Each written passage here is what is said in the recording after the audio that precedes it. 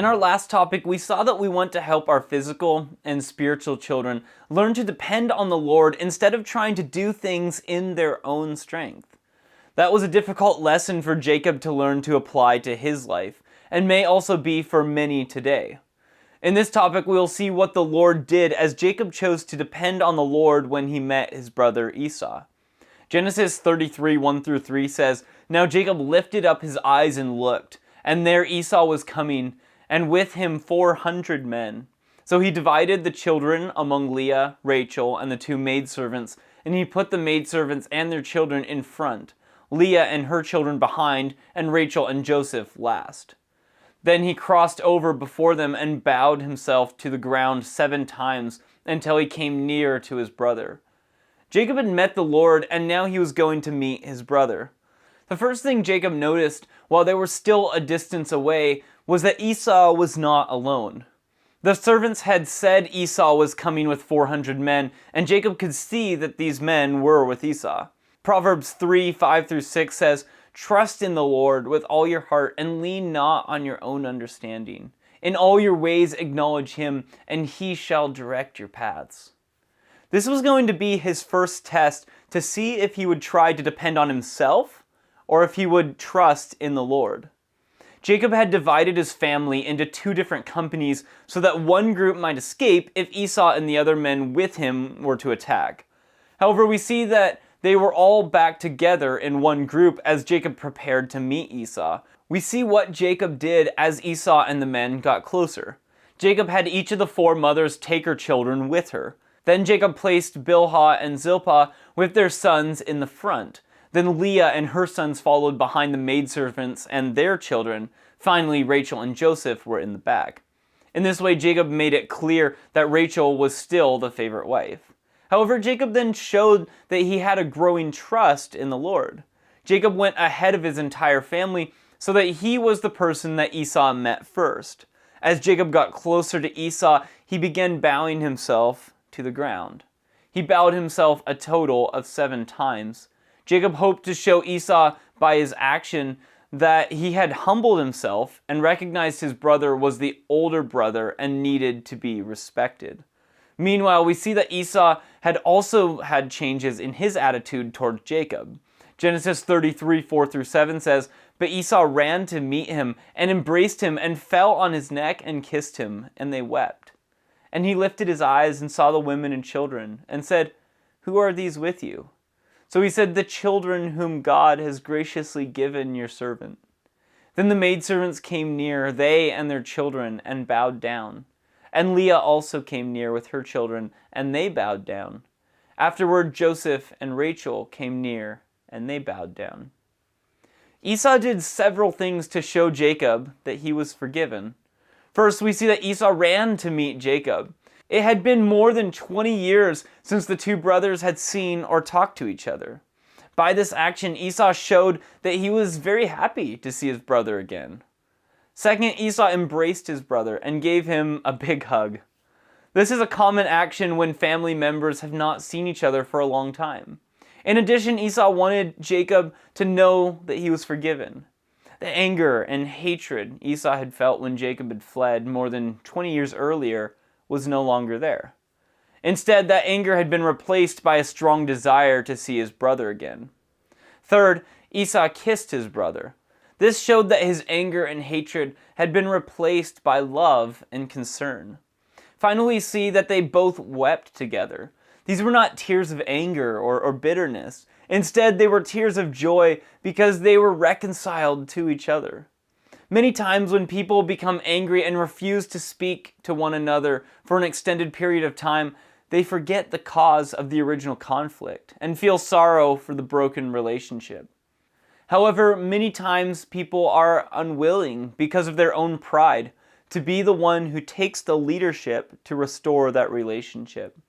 Here Esau showed that he was very thankful Jacob had chosen to come to him and their relationship had been restored. Esau was so excited to see Jacob that he had not even noticed that there were other people behind him at first.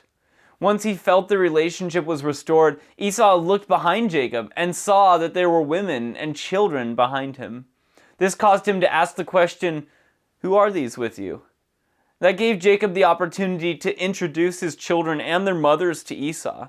That is why he said, "The children whom God has graciously given your servant." Jacob still used the phrase, "your servant." Jacob explained that these were the children the Lord had given him while the two brothers were separated from one another. First, the two maidservants with their children came close to Jacob. Both the maidservants and their children bowed down to Esau just as Jacob had done. Here we see that Jacob had carefully instructed his family what they were to do when they met Esau.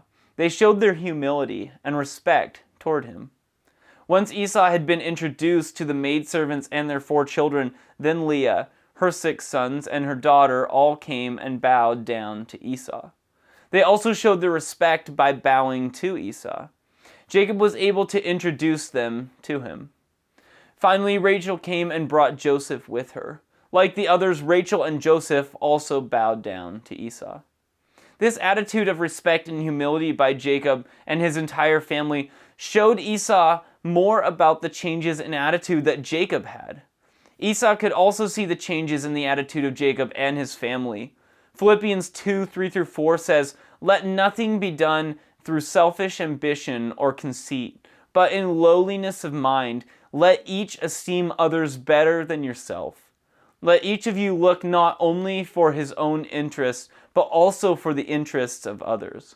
Although these verses were not written until nearly 2,000 years later, they summarize the attitude of Jacob and his family toward Esau. Genesis 33:8-11 introduces the next question of Esau. When these verses say, "Then Esau said, 'What do you mean by all this company which I met?' And he said, 'These are to find favor in the sight of my Lord.' But Esau said, 'I have enough, my brother. Keep what you have for yourself.' And Jacob said, 'No, please, if I have now found favor in your sight, then receive my present from my hand, inasmuch as I have seen your face, as though I have seen the face of God, and you are pleased with me. Please take my blessing that is brought to you, because God has dealt graciously with me, and because I have enough.' So he urged him, and he took it." Here we see that this question is about the 580 animals Esau had met before he met Jacob. Esau wanted to know why Jacob had given these animals to him. Jacob explained that the purpose of this gift was to find favor in the sight of Esau. Jacob again called Esau my lord. Esau recognized that this very large number of animals was a huge gift. The original conflict over the blessing was due to the fact that Esau wanted the double inheritance that went along with the blessing. This gift of these 580 animals may have been nearly as much as Esau would have received by a double inheritance. The anger of Esau over the loss of the blessing was gone. He had been reconciled with his brother, and so he said to Jacob, "I have enough, my brother. Keep what you have for yourself." Esau did not feel that he needed that gift. Genesis 36:6-7 says, "Then Esau took his wives, his sons, his daughters, and all the persons of his household, his cattle and all his animals, and all his goods which he had gained in the land of Canaan. And he went to a country far away from the presence of his brother Jacob, for their possessions were too great for them to dwell together, and the land where they were strangers could not support them because of their livestock." Here we see that Esau had also gained many cattle and other animals while Jacob was in the land of Haran. As a result, he later chose to move away from Jacob so there would be enough grass for them both to feed their cattle, sheep, goats, and other animals. It was very important to Jacob that Esau take the large gift of animals. That would let him know that there was not any lingering anger in Esau that might still be hidden. Jacob said, "I have seen your face as though I had seen the face of God, and you were pleased with me." Jacob had seen the face of the Lord the previous night. Now he had seen the face of his brother. The Lord had taken away his fear and given him a new attitude which he had shown as he talked with his brother. Jacob had also seen that the Lord had changed the attitude of Esau towards him, and that they had been reconciled to one another. Jacob could see by the actions and words of Esau that his brother was pleased to see him again.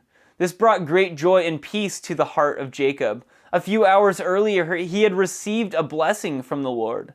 Now he wanted Esau to receive a blessing from him. The fact that Jacob said he wanted to give this gift to his brother as a blessing gave the gift a whole new meaning to Esau as well. As a result, when Jacob urged him to receive his gift for that reason, we see that Esau received the gift. Jacob had earlier made a covenant with Laban based on the fear of Laban that Jacob would return at a later time to claim the inheritance, because someone had the gods of Laban. In contrast, just as Jacob had received a blessing from the Lord, he now wanted his brother to receive his gift as a blessing. That is why Esau chose to receive that gift when Jacob urged him to receive the gift. We want to help our physical and spiritual children learn to give a blessing to others instead of taking from others. Our children will follow our example as they see that we give a blessing to others. When we combine our teaching with our actions so that they see us bless others in their lives. May the Lord richly bless you as you help your children learn to bless others.